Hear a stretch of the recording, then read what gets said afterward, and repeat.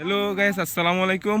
তো অবশেষে ফ্রেন্ডদের সাথে ইনানিতে ক্রিকেট খেলতে আসছি। সবাই আমরা প্রায় আসি 5-6 জন 7 জন। তো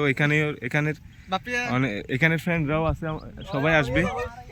তো দেখেন ইনানিতে একদম ফাঁকা ইনানি। তো আমরা আনোয়ার ভালো ছেলে, লুচ্চামি ছেলে। দেখলে এই ছুরিটা দেখবেন, এই যে তোমার আনোয়ার আছে, ওই যে সুলম্বা একদম সাইলেন্ট কিলার। এই যে আনোয়ার গিয়া, এটা তোর নাম কি রে বেটা? বাপ্পি গাইস, তাকাচ্ছে না। দেখেন মেয়েরা, সুন্দর সুন্দর মেয়েরা থাকলে ফটে যাবেন, তাকাচ্ছে। কিন্তু হ্যান্ডসাম ছেলে তো আমার থেকে তো লজ্জা শরম না। গাইস, আমি তো একদম আসি ফাঁকা, আমার লজ্জা শরম লাগে না, বিদায় আমি একটা গেঞ্জি নিয়ে এখন এই নানিতে আসছি। তো আপনারা মাইন্ড টাইন্ড কিছু করবেন না আর কি। তো এটা পজিটিভলিভাবে ধরে নেবেন, যেহেতু ফ্রেন্ডদের সাথে একটু মজা করে খেলতে আসছি। এই যে ক্রিকেট খেলতে আসছি।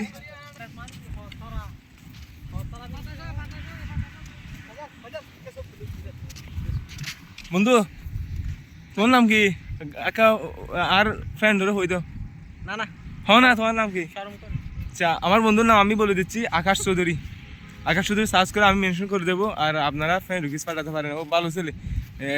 কয়েকদিন প্রায় মনে করেন যে 4-5 মাস পরে জাপানে চলে যাবে। কথা বলতে চাই না তো বন্ধু, লজ্জা পাই যে একদম আলাদা থাকে। বন্ধু মায়া কথায় বলাইলো সুন্দর চাই হইতেছে না। আমার কোনো মেয়ের প্রতি ইন্টারেস্ট নাই, বুঝছেন? ভালো থাকি।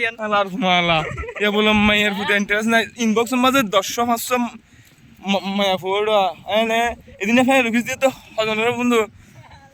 হ্যাঁ, এটা থাকিয়ে না আর মজা নাই, এলে থাকি হনো শান্তি নাই। ওদে লুচ্চামি গুজুম দে, লুচ্চামি সুন্দর যে আছে। আর বন্ধু খেতে তো যাই হোক, এখন আবার মা ফাড়া সুদা। আচ্ছা যাই হোক, মাইন্ড করবেন না।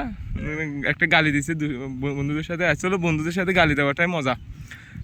তো আর কি মামা, হ্যাঁ ফসরাপ করে আসছে এখন না। ছবি আচ্ছা ঠিক আছে, ওকে গাইস, ভালো থাকেন, আল্লাহ হাফেজ। আমরা খেলবো, আপনাদেরকে একটা ভিডিও করে দেখাবো আমরা কতটুকু খেলতে পারি আর কি, বুঝছেন? তো ওকে, ভালো থাকেন, আল্লাহ হাফেজ।